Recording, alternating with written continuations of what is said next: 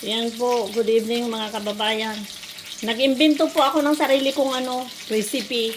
Yung kasing breast, hindi ko niluluto dahil puro laman. So, nag-imbento ako, in-slice ko ng maliliit, tapos nilagyan ko ng kunting paprika at black pepper. Then, inanuan ko ng isang itlog.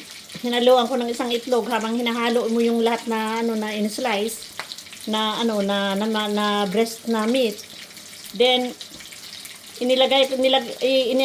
nilublob ko sa doon dito sa mixed breeding na to.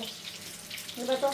Crispy fry ito Diyan ko nilagay. Nilagyan ko ng yan. Hindi ko na nilagyan ng asin kaya lang medyo maano pa rin, medyo maalat pa rin. Tsampa ko lang to ngayon kasi wala nang magawa at ako lang mag-isa mahirap ang mag-isa. Dahil yung kasama natin ay hindi pa umuwi.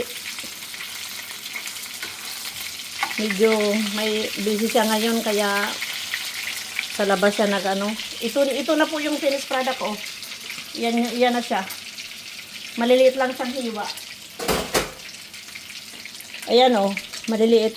Parang snack lang ba? Parang inano ko na parang patatas. Slice ko lang. Pwede nang pang-ulam o pwedeng merienda. Pwede pa naman sa tinapay. Pwedeng kahit saan. Thank you po. Yan lang.